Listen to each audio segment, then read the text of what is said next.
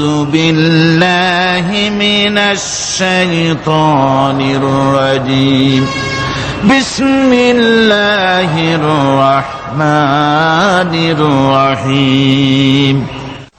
রহমান তিনি এই কোরআন শিখিয়েছেন, দয়ার সাগর, যার দয়ার কোনো শেষ নাই। সমস্ত দয়ার ভিতরে শ্রেষ্ঠ দয়া হচ্ছে তিনি মানুষকে কোরআন শিখিয়েছেন। সুবহানাল্লাহ ওয়া বিহামদিহি। তিনি আমাদেরকে কোরআন দান করেছেন। কোরআন হচ্ছে জ্ঞানের উৎস। আল্লাহ যে জিনিসটা শিখালেন, এই জিনিসটাই জ্ঞানটা কার? বুঝেন না কথা? এই জ্ঞানটা কার? আল্লাহ পাক। আমাদেরকে আল্লাহ পাক জ্ঞান দান করেছেন। জ্ঞান হচ্ছে দুই প্রকার, একটা হচ্ছে ওহীভিত্তিক জ্ঞান, আর একটা হচ্ছে গায়রে ওহীভিত্তিক জ্ঞান। ওহীর জ্ঞানটা আসে কার কাছ থেকে? চিল্লা এখন কার কাছ থেকে? আল্লাহর কাছ থেকে আসে ওহীর জ্ঞান। আর মানুষের কাছে যে জ্ঞানটা আছে এটা হলো তার মন মস্তিষ্ক প্রসূত জ্ঞান। আমাদের কাছে যত জ্ঞান আছে এই জ্ঞানটাকে আল্লাহ পাক বলেছেন ওয়ামা উতীতুম মিনাল ইলমি ইল্লা কালিলা, তোমাদেরকে খুব সামান্যতম জ্ঞান দেওয়া হয়েছে, খুবই সামান্যতম জ্ঞান তোমাদেরকে দেওয়া হয়েছে। আচ্ছা আপনারা বলুন, একটা ছোট্ট পাখি আটলান্টিক মহাসাগরের ভেতরে তার ঠোঁটটাকে ডুবিয়ে তারপরে সে যদি ঠোঁটটা তোলে তাহলে আটলান্টিকের পানি কমবে কতখানি? হ্যাঁ, অনেক কমে যাবে নাকি? আটলান্টিক টের পাবে যে কারো একটা ঠোঁট ঢুকছিল এর মধ্যে? টেরও পাবে না। আটলান্টিক মহাসাগরের ভিতরে পাখি তার চঞ্চুটা ঢুকিয়ে দিয়ে যতটুকুন পানি উঠাতে সক্ষম হয় না। ওহীর জ্ঞান বাদ দিয়ে গোটা পৃথিবীতে মানুষের যত জ্ঞান আছে, মানব সৃষ্টির প্রথম দিন থেকে নিয়ে আজ পর্যন্ত, এখান থেকে নিয়ে কিয়ামত পর্যন্ত যত জ্ঞান এসছে এবং যত জ্ঞান হবে মানুষের, সমস্ত জ্ঞান এক জায়গায় করলে আল্লাহ সুবহানাহু ওয়া তাআলার অনন্ত অসীম জ্ঞানের মহাসমুদ্রের ভেতর থেকে পাখি যেমন আটলান্টিক থেকে যতটুকুন পানি উঠাতে পেরেছে, বিশ্বের মানুষ আল্লাহর জ্ঞান থেকে অতটুকুনও তুলতে পারে না।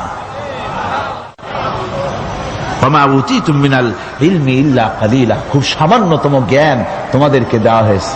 আমি অবাক হই যখন আল্লাহ পাকের কোরআনে কারীমের এই আয়াত যখন স্টাডি করি, যখন পড়াশোনা করি, মুতালা করি, অবাক হয়ে যাই। মানুষকে সামান্যতম জ্ঞান দেওয়া হয়েছে। আল্লাহ বলছেন সামান্যতম জ্ঞান।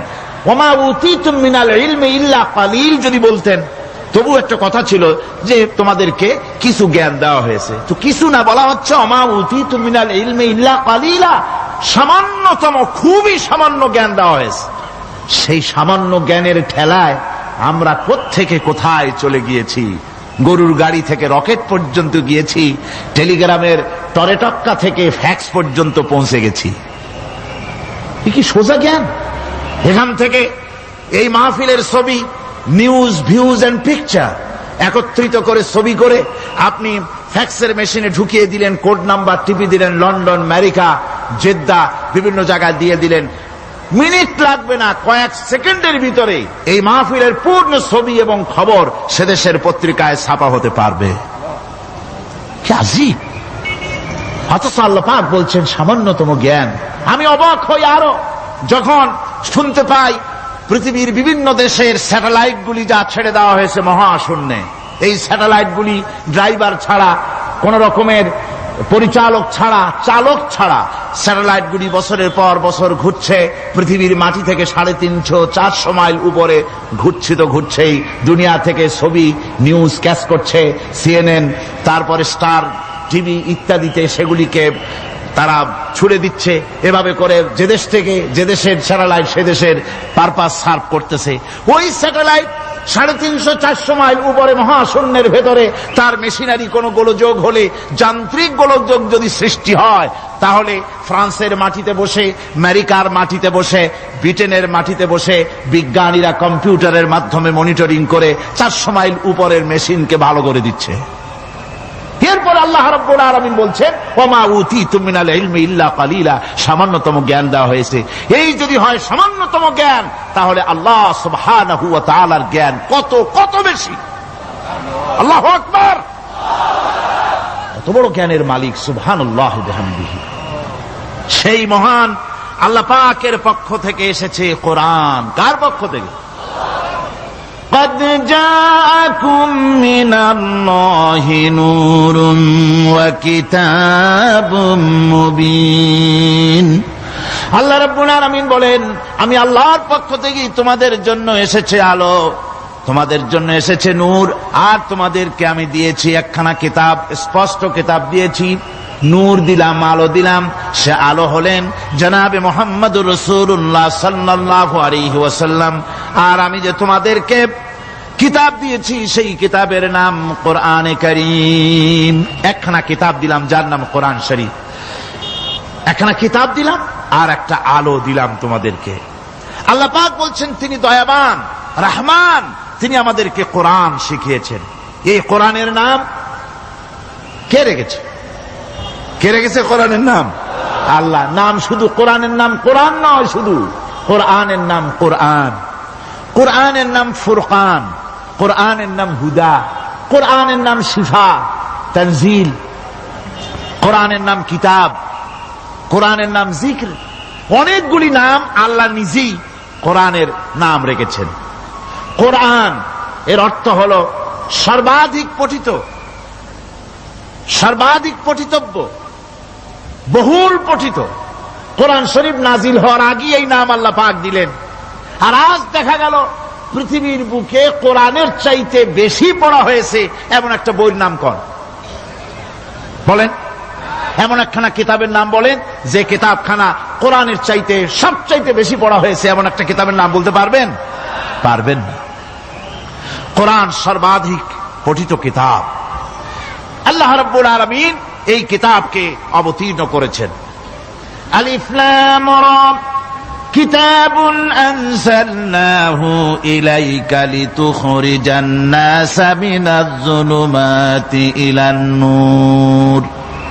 আলিফ লাম রা, গোটা পৃথিবীর মানুষের মুখে আল্লাহ রাব্বুল আলামিন তালা লাগিয়ে দিয়েছেন, চ্যালেঞ্জ করেছেন, দুনিয়ার সব বোঝো। কত ভাষাবিদ পৃথিবীতে আছে, আরবি ভাষায় যারা পিএইচডি করেছে, ডিগ্রি করেছে, বড় বড় নাম যারা ভাষাবিদ, তারা যদি সম্ভব হয় তাহলে তারা বলুক আলিফ লাম রা এর অর্থ কি।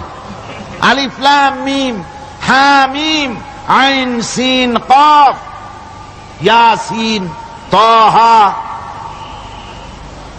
পারবে কেউ অর্থ করতে? ওয়াল্লাহু আ'লামু বিমুরাদি। এর অর্থ কেবলমাত্র আল্লাহ এবং তার বান্দা, যার প্রতি এই কিতাব অবতীর্ণ করা হয়েছে, তিনিই বুঝতে পারেন। আল্লাহ পাক বলছেন কিতাবুন আনজালনাহু ইলাইকা, আমি আপনার প্রতি একখানা কিতাব অবতীর্ণ করেছি, লিতুখরিজান নাসা মিনাজ যুলুমাতি ইলান নূর। একখানা কিতাব দিয়েছি, সুবহানাল্লাহ বিহামদি। এমন একখানা কিতাব দিলাম যেই কিতাবের সম্পূর্ণ কিতাবখানা 30 পারা কোরআন শরীফে কিতাব, যার প্রতিটি সূরা কিতাব, যার প্রতিটি আয়াত কিতাব, যার প্রতিটি শব্দ কিতাব, যার প্রতিটি অক্ষর কিতাব। এমন বিশাল কিতাব আল্লাহ রাব্বুল আলামিন আজিম কিতাব দান করলেন। আল্লাহ পাক বলেন এই জন্য দান করেছি যাতে করে আপনি মানব মণ্ডলীকে অন্ধকারের ভিতর থেকে আলোর দিকে নিয়ে আসতে পারেন। এই জন্যই এই কোরআন আমি আপনার প্রতি নাজিল করেছি। কোরআনে কারীম আল্লাহ পাক অবতীর্ণ করেছেন মানুষের কাছে, অর্থাৎ রাসূল করিম সাল্লাল্লাহু আলাইহি ওয়াসাল্লামের কাছে। এক সময় এইভাবে নাজিল হয়নি, 30 পারা কোরআন একসাথে আসেনি। এসছে কিভাবে? ধারাবাহিকভাবে, আস্তে আস্তে, একটু একটু করে আল্লাহ পাক অবতীর্ণ করেছেন। এই কোরআন আল্লাহ নাজিল করলেন। তিনি বললেন আর রহমান আল্লামাল কোরআন। রহমান, তিনি কোরআন শিক্ষা দিয়েছেন, এমন কোরআন যে কোরআনে কোনো ভুল নাই। জোরে কোন সুবহানাল্লাহ। দেখেন যত রকমের বই মানুষে লেখে, বাংলা, ইংরেজি, উর্দু, ফার্সি, যত রকমের ভাষায় হোক, যত বই লেখা হয়, বইয়ের ভূমিকায় গ্রন্থকার তিনি লেখেন এই বই লিখতে গিয়ে ভুল ভ্রান্তি হয়ে যেতে পারে, যদি কারো চোখে ধরা পড়ে জানিয়ে দিলে পরবর্তী সংস্করণে তা পরিশুদ্ধ করতে বাধ্য থাকিব। এরকম কথা বলে না? না, এরকম বলে যে আমি একখান বই লিখছি, এ বইয়ের মতো নির্ভুল বই আর কেউ লিখতে পারে নাই। এমন বাপের বেটার পৃথিবীতে জন্মাইছে কেউ? কেউ জন্মিয়েছে? কেউ জন্ম। এবং বইয়ের সূচনায় কোন গ্রন্থকার নিজের প্রশংসা দিয়ে বই শুরু করে না, বই শুরু করে নিজের দুর্বলতা দিয়ে। বই লিখতে গিয়ে ভুল হতে পারে, ছাপার ভুল হতে পারে, আমার ভুল হতে পারে, এটা সবাই লেখে। এই একখানা কিতাব তামাম পৃথিবীর বুকে অদ্বিতীয় কিতাব। এই কিতাবের রচয়িতা, এই গ্রন্থের অথার, এই মহাগ্রন্থের মালিক, তিনি এই গ্রন্থ শুরু করেছেন নিজের প্রশংসা দিয়া। জোরে বলেন সুবহানাল্লাহ। কোরআন কভার খোলা মাত্রই গ্রন্থকারের প্রশংসা শুরু হয়ে গেল। আলহামদুলিল্লাহি রাব্বিল আলামিন। পড়েন সবাই, আলহামদুলিল্লাহি রাব্বিল আলামিন। সমস্ত প্রশংসা, যাবতীয় প্রশংসা ওই আল্লাহ সুবহানাহু ওয়া তাআলার, যিনি तमाम বিশ্বজাহানের যিনি স্রষ্টা, পালনেওয়ালা রব। সুতরাং তার প্রশংসা দিয়ে শুরু হলো। বইয়ের অথার যিনি, কিতাবের অথার যিনি, গ্রন্থের মালিক যিনি, তার নিজের প্রশংসা দিয়ে বই শুরু হয়ে গেল। সামনে এগোলেন, এবার কিতাব সম্পর্কে চিন্তা আসতে পারে, ভুল টুল আছে নাকি? কিতাব খোলা মাত্রই প্রশংসার পরে দেখতে পাবেন, যালিকাল কিতাবু লা রাইবা ফীহি।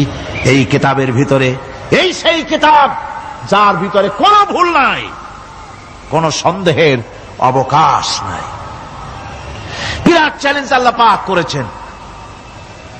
পৃথিবীতে আল্লাহকে অস্বীকার করেছে এমন বহু পাপিষ্ঠ নরাধম নরপশু মানুষ মানব সমাজে জন্মায়েছে যারা আল্লাহকে অস্বীকার করেছে। আছে না? আছে না? কিন্তু একথা কেউ আজও বলেনি যে কোরআন শরীফ মানুষের তৈরি।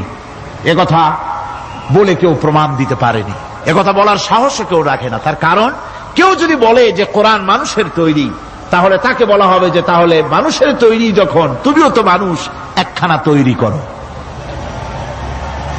আজ পর্যন্ত এই চ্যালেঞ্জের মোকাবেলা কেউ করতে পারেনি। আল্লাহ রাব্বুল আলামিন বলেন, আম ইয়াকুলুনা ইফতারাহু কুল ফাআতু বিসূরাতিন মিন মিসলি ওয়াদউ মান ইসতাতা'তুম মিন দুনিল্লাহি ইন কুনতুম সাদিকিন। ও নবী, ওরা কি কথা বলে যে কোরআন মানুষের বানানো? যদি তাই হয়, আপনি বলুন যে তোমরা তোমাদের যত রকমের সাহায্যকারী আছে সমস্ত সাহায্যকারীদের সাথে নাও আর কোরআনের সূরার মতো করে সূরা বানাও। এরপরে আল্লাহ রাব্বুল আলামিন আবার চ্যালেঞ্জ করলেন, কুল ইন ইসতামা'তিল ইনসু ওয়াল জিন্নু আইয়াতু বিমিসলি হাদাল কুরআন। আপনি বলুন, तमाम পৃথিবীর মানুষ আর জেনেরা সব একত্রিত হয়ে যাও, সবাই একত্রিত হয়ে কোরআনে কারীমের সূরার মতো করে সূরা বানায় নিয়ে আসো, যদি তোমাদের পক্ষে সম্ভব হয়। আল্লাহ পাক বলেন, লা ইয়াতুনা বিমিসলিহি ওয়ালাউ কানা বা'দুহুম লিবা'দিন যাহিরা। তোমরা যদি জেনেদের সাহায্যকারী মানুষ হও, মানুষের সাহায্যকারী জেনেরা হও, तमाम পৃথিবীর মানুষ আর জেন একত্রিত হয়ে প্রচেষ্টা চালালেও আল্লাহর কোরআনের সূরার মতো করে একটা সূরা কেউ বানাতে পারবে না। পারবে? পেরেছে কেউ? আজও পর্যন্ত কেউ কোরআনে কারীমের সূরার মতো করে একটা সূরা কেউ এই পৃথিবীতে বানাতে পারেনি, কারো পক্ষে এটা সম্ভব হয়নি। আল্লাহ রাব্বুল আলামিন আবার চ্যালেঞ্জ করেন, ইন কুনতুম ফি রাইবিম মিম্মা নাযালনা আলা আবদিনা ফাআতু বিসূরাতিন মিন মিসলি ওয়াদউ শুহাদাআকুম মিন দুনিল্লাহি ইন কুনতুম সাদিকিন। আমি আমার বান্দার উপরে যে কিতাব অবতীর্ণ করেছি এর ভিতরে সন্দেহ আছে বলে যদি মনে করো এর ভিতরে সন্দেহ আছে মানুষের বানানো, এমনটি যদি সন্দেহ হয়, তাহলে কোরআনের সূরার মতো করে একটা সূরা বানাও, ছোট্ট একটি সূরা বানাও। ফাতু বিসূরাতিন, সূরা আলে ইমরানের মতো না, সূরা আরাফের মতো না, সূরা মায়েদার মতো না। ফাতু বিসূরাতিন, ছোট্ট একটি সূরার মতো করে একটা সূরা বানাও। কিয়ামত হয়ে যাবে, মানুষ কোরআনে কারীমের মতো একটি ছোট্ট সূরাও বানাইতে পারবে না। সুবহানাল্লাহ পড়ে। আমার ভাইয়েরা, এই কোরআন আল্লাহ রব্বুল আলামিনের পক্ষ থেকে নাজিল হলো। কোরআন মানুষের চিরটা কাল ধরে, আবহমান কাল ধরে মানুষের মনকে আকৃষ্ট করেছে। কোরআনে কারীমের এর ভাষা, এর লালিত্য, এর মাধুর্য, এর রচনা শৈলী এবং এর গতিময় ছন্দ, এর শব্দ বিন্যাস মানুষকে মুগ্ধ করেছে চিরকাল ধরে। আল্লাহর নবী বলেন, এ কোরআন যখন আমি তেলাওয়াত করতেছিলাম একটা রাত্রে, যে রাতে আমার তেলাওয়াতের সামনে ছিল জেনেরা যখন আমার কাছ থেকে তেলাওয়াত শুনল, ইসসামিআতু হাত্তা ক্বালু ইন্না সামি'না কুরআনান আজাবা। আমার মুখ থেকে যারা যখন তেলাওয়াত শুনল, জেনারা তখন এ কথা না বলে পারে নাই, আমরা এক আশ্চর্য ধরনের কিতাব শুনেছি। জোরে বলেন সুবহানাল্লাহ। ইন্না সামি'না কুরআনান আজাবা, এক আশ্চর্য ধরনের কোরআন শুনেছি। বলতেছে সেই সব জেনেরা যাদের বয়স 1000 বছর, 1500, 2000 বছর, 500 বছর, যারা জাব্বুর শুনেছে, ইনজিল শুনেছে, তাওরীত শুনেছে, সেসব জেনেরা বলছে ইন্না সামি'না কুরআনান আজাবা, আশ্চর্য কিতাব শুনেছি। এমন এক কিতাব ইয়াহদি ইলার রুশদ, যে কিতাব শুনলে পরে শ্রোতাকে হেদায়েতের রাস্তা দেখায় দেয়, এমন এক কিতাব শুনলাম।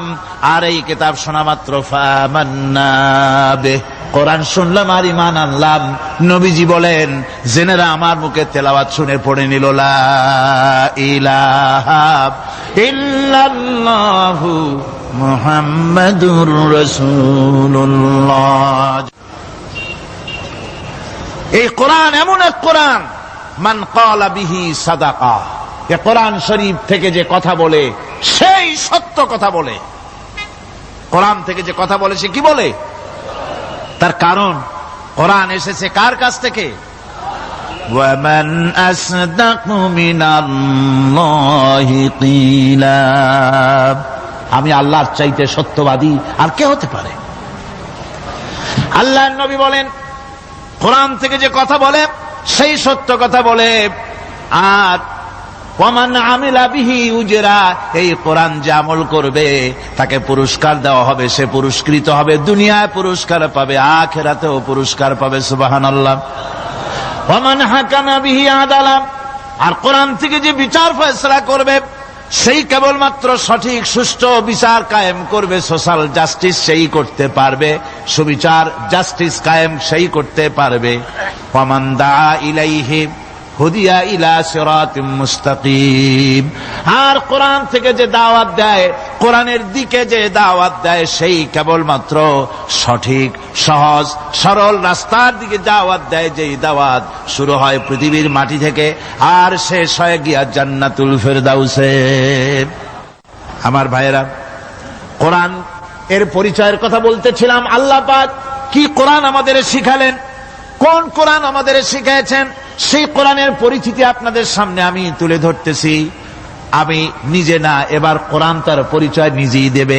কেউ যদি কোরআনের কাছে জিজ্ঞাসা করে, কোরআন তুমি কোথা থেকে নাজিল হয়েছ, কে তোমাকে নাজিল করেছে, এই প্রশ্ন যদি কেউ কোরআনের কাছে করে, কোরআন নিজেই তার জবাব দিতে পারে কিনা? কোরআন নিজেই বলে, তানজিলাম মিম্মান খালাকাল আরদা ওয়াস সামাওয়াতিল উলা, এ কোরআন নাজিল করেছেন তিনি, যিনি ওই সুউচ্চ আকাশ আর জমিনকে যিনি সৃষ্টি করেছেন, সেই আল্লাহ আমারে নাজিল করেছেন। কোরআনের কাছে কেউ যদি প্রশ্ন করে, ও কোরআন, এই পৃথিবীতে নাজিল হওয়ার আগে তুমি কোথায় ছিলে, কেউ যদি প্রশ্ন করে, কোরআনে কারীম নিজে নিজের পরিচয় শোনায়, আমি কোথায় ছিলাম শোনো। বাল হুয়া কুরআনুম মাজিদুন ফি লাউহিম মাহফুজ, বরং এই কিতাব অতীব মর্যাদা সম্পন্ন সুরক্ষিত ফলকে লিপিবদ্ধ ছিল, আমি ছিলাম লোহে মাহফুজে, সেখান থেকে এসেছি। যদি কেউ প্রশ্ন করে, কোরআন কি, কোরআন তুমি কার উপরে অবতীর্ণ হয়েছ, জবাব কোরআন নিজেই দেয়, ওয়া আমিনু বিমা নুযিলা আলা মুহাম্মাদ ওয়া হুয়াল হাক্কু মির রাব্বিহিম। ঈমান আনো সেই জিনিসের উপরে যেটা মুহাম্মদ সাল্লাল্লাহু আলাইহি ওয়াসাল্লামের উপর অবতীর্ণ হয়েছে। আবার অন্য আয়াতেও জবাব পাওয়া যায়, তাবারাকাল্লাযী নাযালাল ফুরকানা আলা আবদিহি লিয়াকুনা লিল আলামিনা নাযীরা। অতীব বরকতপূর্ণ মহান সত্তা সেই আল্লাহ রাব্বুল আলামিন, যিনি তার বান্দার পরে ফুরকান অবতীর্ণ করেছেন। সুবহানাল্লাহ বিহামদি। কোরআনের নাম আমি বলেছিলাম শুধু কোরআন নয়, অনেক নাম আছে কোরআনের। আর এক নাম ফুরকান। কোরআনের আর এক নাম কি? আল ফারকু বাইনাল হাক্কি ওয়াল বাতিল। কোরআন হচ্ছে সেই মহাসত্য যা মিথ্যা এবং সত্যের মধ্যে পার্থক্য সূচিত করে, মঙ্গল এবং অমঙ্গলের মধ্যে পার্থক্য সৃষ্টি করে, যা সত্য এবং মিথ্যার মধ্যে তাফরিকা সৃষ্টি করে, সত্যকে মানুষকে বুঝিয়ে দেয়। তার নাম হচ্ছে ফুরকান। এবার যদি প্রশ্ন করা হয়, ও কোরআন, বুঝলাম তুমি লৌহে মাহফুজে ছিলে, বুঝলাম তুমি নবীজির উপরে নাজিল হয়েছো, এবার বলো তুমি কোন মাসে নাজিল হয়েছো? তুমি তো আসছিলা প্রথম কোন মাসে নাজিল হয়েছো? এ প্রশ্ন যদি কেউ করে, কোরআন তার জবাবে বলবে, শাহরু রমাদানাল্লাযী উনজিলা ফীহিল কুরআন। রমজানের পবিত্র মাসে আমি অবতীর্ণ হয়েছি। সুবহানাল্লাহ। যদি প্রশ্ন করা হয়, রমজানে তো আসছো, কিন্তু প্রথম নাজিল হয়েছিল কোন সময়? ওটা কি দিন ছিল না রাত ছিল? কোরআন তার জবাবে বলে, ইন্না আনজালনাহু ফী লাইলাতিল কদর। কদরের পবিত্র রাতে আমি এই পৃথিবীতে আমার আগমন ঘটেছিল। যদি প্রশ্ন করা হয়, বুঝলাম সবই, কেন নাজিল হয়েছে তুমি? এই পৃথিবীতে তোমার আসার উদ্দেশ্য কি? মূল কাজটা কি? এই প্রশ্ন যদি করা হয়, কোরআনে কারীম তার জবাবে বলে, শোনো কেন এসেছি। লিতুখরিজান নাসা মিনাজ যুলুমাতি ইলান নূর। আমার মিশন হচ্ছে গোটা বিশ্ব মানবতাকে পঞ্জীভূত জমাট বাঁধা অন্ধকারের ভেতর থেকে টেনে বের করে আলোর সন্ধান দিতে, আলোর দিকে আনার জন্য আমি কোরআন নাজিল হয়েছি। গোটা পৃথিবীর মানুষ আছে অন্ধকারের ভিতরে। কিসের মধ্যে? অন্ধকার কি? অন্ধকার হচ্ছে পুঁজিবাদ, অন্ধকার সমাজতন্ত্র, অন্ধকার ধর্ম নিরপেক্ষতাবাদ, অন্ধকার জাতীয়তাবাদ। মানুষের তৈরি করা যত মতবাদ সব কি? জোরে কন, সবগুলি কি? অন্ধকার। এই অন্ধকারের ভেতর থেকে মানুষগুলিকে টেনে আনবে কোরআন কিসের দিকে? আলোর দিকে। এবার যদি প্রশ্ন করা হয়, বুঝলাম তুমি অন্ধকার থেকে আলোর দিকে নিয়ে আসবে, আলোর দিকে আসলে পরে ফায়দাটা কি হবে? মূল ফায়দাটা বুঝায় দাও, আসল ফায়দা কি হবে তোমারে যদি মানি? কোরআন তার জবাব দেয়, নিজের পরিচয় নিজে তুলে ধরে, ফামান তাবিআ হুদায়া ফালা খাউফুন আলাইহিম ওয়ালা হুম ইয়াহজানুন। এই কোরআনকে যদি মেনে চলো, এই কোরআনের আইন যদি মানো, সমাজে মানো, ব্যক্তিতে মানো, পরিবারে মানে, রাষ্ট্রে মানো, জীবনের সব ক্ষেত্রে সমস্ত জায়গায় যদি এই কোরআনকে মেনে চলো, ফালা খাউফুন আলাইহিম, তাহলে তোমাদের কোনো ভয় থাকবে না, ওয়ালা হুম ইয়াহজানুন, কোনো চিন্তাও থাকবে না। কিসের ভয় থাকবে না? কোরআনের আইন মেনে যদি চলো সমাজে ও রাষ্ট্রে, চুরির ভয়, ডাকাতির ভয়, জিনার ভয়, হত্যার ভয়, সন্ত্রাসের ভয়, কোনো ভয় থাকবে না। ওয়ালা হুম ইয়াহজানুন, চিন্তাও থাকবে না। খাওয়া পড়া, শিক্ষা, চিকিৎসা, বাসস্থান, এগুলির কোনো চিন্তা থাকবে না। কোরআনের সমাজে সব কিছুর গ্যারান্টি দেওয়া হবে, সবগুলি পেয়ে যাবে। এখন যদি আবার প্রশ্ন করা হয়, কোরআন বুঝলাম তোমারে মানলে পরে সব ফায়দা হবে, তাহলে এবার জবাব দাও, তোমার ভিতরে কি রাজনীতি আছে নাকি? আমি তো মানুষ, আমার রাজনীতি করা লাগে। Man is social animal. আমরা তো জঙ্গলের পশু নই, আমরা তো মানুষ। আমাদের সমাজ আছে, আমাদের পৌর নির্বাচন আছে, আমাদের জাতীয় নির্বাচন আছে, আমাদের কলকারখানা আছে, জমিন আছে, আমাদের রাজনীতি, অর্থনীতি, সমাজনীতি আছে, পারিবারিক নীতি আছে, অনেক নিয়ম মালা আছে, নিয়ম নীতি আছে। তোমারে মানলে তোমার ভিতরে কি ওগুলো আছে নাকি সে কথা বলো। কোরআন তার জবাবে বলে, وَنَزَّلْنَا عَلَيْكَ الْكِتَابَ تِبْيَانًا لِكُلِّ شَيْءٍ وَهُدًى وَرَحْمَةً ওয়া বুশরা লিল মুসলিমিন। কোরআন জবাবে বলে, শুনে রাখো, শুধু অর্থনীতি সমাজনীতি নয়, শুধু রাজনীতি আর শিক্ষানীতি যুদ্ধনীতি নয়, তোমার জীবনে যা কিছু দরকার, ইহকালে যা কিছু দরকার, পরকালে সব কথাগুলি আল্লাহ রব্বুল আলামিন আমি কোরআনের সিনার ভিতরে খুলে খুলে বর্ণনা করে দিয়েছেন। সব কথা এ কোরআনে কারীমের ভিতরে রয়েছে। তোমার এমন কোনো জিনিস নাই যা তুমি কোরআনে কারীমের মধ্যে পাবে না। তোমার সমস্ত প্রয়োজন আমার বুকের মধ্যে আল্লাহ দিয়ে দিয়েছেন। বিজ্ঞান আছে, দর্শন আছে, ইতিহাস আছে, সব আছে এর মধ্যে। তবে কোরআনের মধ্যে বিজ্ঞান আছে বলে আমি এটাকে বিজ্ঞানের কিতাব বলবো না, দর্শন আছে বলে দর্শনের কিতাব আমি বলবো না, রাজনীতি আছে বলে কোরআনকে আমি রাজনীতির কোনো কিতাব বলবো না। কোরআন তাহলে কি?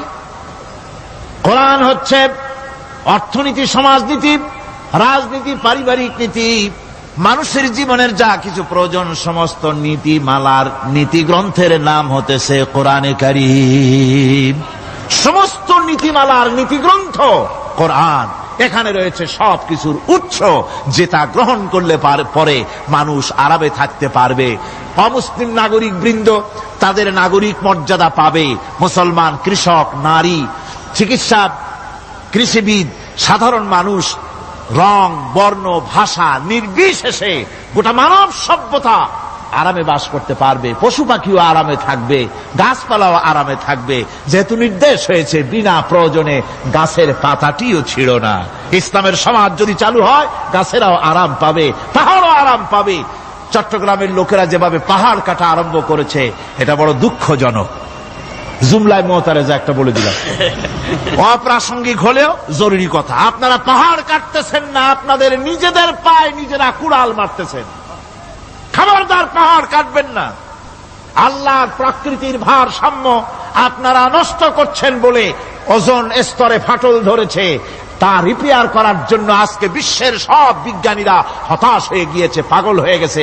কেমনে এই ওজোন স্তরের ফাটলকে রিপেয়ার করব? ওজোন স্তরটা কি? ওজোন স্তর হচ্ছে, সুবহানাল্লাহ, আল্লাহর যে কত দয়া। সূর্য, সেই সূর্যের রয়েছে আলট্রা ভায়োলেট রে, যাকে বাংলায় বলা হয় অতি বেগুনি রশ্মি। যে রশ্মিটা সৃষ্টি জগতে যদি আসে আর তা যদি কোনো প্রাণীর শরীরকে টাচ করে, তাহলে সমস্ত প্রাণী ক্যান্সার হয়ে, এক্সিমা হয়ে, বিখাউজ হয়ে, অ্যাজমা হয়ে সমস্ত প্রাণী মরে যাবে, কেউ বাঁচবে না। মারাত্মক রশ্মি। সেই রশ্মিটা যাতে সৃষ্টি জগৎকে টাচ করতে না পারে, সেজন্য আল্লাহ পাক একটা ওজোন স্তর তৈরি করেছেন। ওখানে এসে ওটা বাধাপ্রাপ্ত হয়, পৃথিবীর মাটিতে আসে না। যা কিছু পৃথিবীর মানুষের জন্য, পৃথিবীর জন্য কল্যাণকর, সেগুলি সূর্য থেকে আসতে থাকে। সুবহানাল্লাহ ওয়া বিহামদিহি। যেটা ক্ষতিকর, সেটা আল্লাহ পাক আটকায় রাখেন। এখন সেই ওজোন স্তরে ফাটল ধরলো। কেমনে ফাটল ধরলো? ফাটল আপনি আমি ধরাইছি। আপনি বলবেন যেটা কেমন কথা, আমি তো ওইখানে যাই নাই, আমি ফাটল ধরাইলাম কেমনে?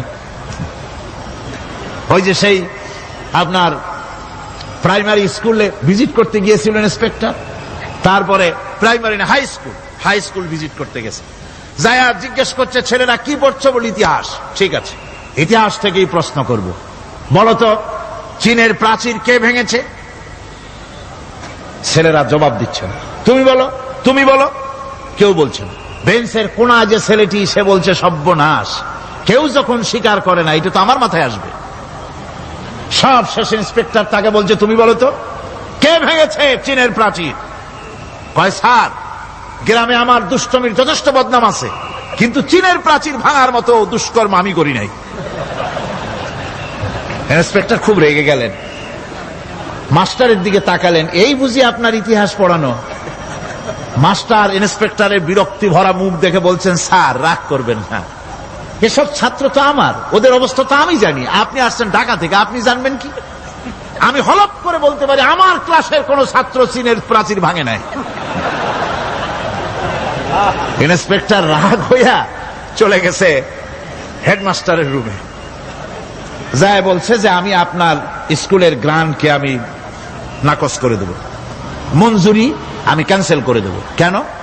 এই অবস্থা। হেডমাস্টার বলছে, স্যার রাগ করবেন না, আপনার জন্য কিছু টাকা পয়সাও রাখছি হাদিয়া, বড় একটা চর্বিযুক্ত খাসিও জবাহ করা হয়েছে, পুকুর থেকে রুই মাছ তোলা হয়েছে। তারপরেও আমার ছাত্ররা, টিচাররা বলার পরেও যদি আপনার সন্দেহ হয়ে থাকে যে আমার ছাত্ররাই ভাঙছে, তো ওই আপনি অসন্তুষ্ট হবেন না, রাগ করবেন না। স্যার, ওই প্রাচীর ভাঙতে যা খরচ লাগে আমি কিছু খরচ দেবো, তো আপনি রাগ করেন না।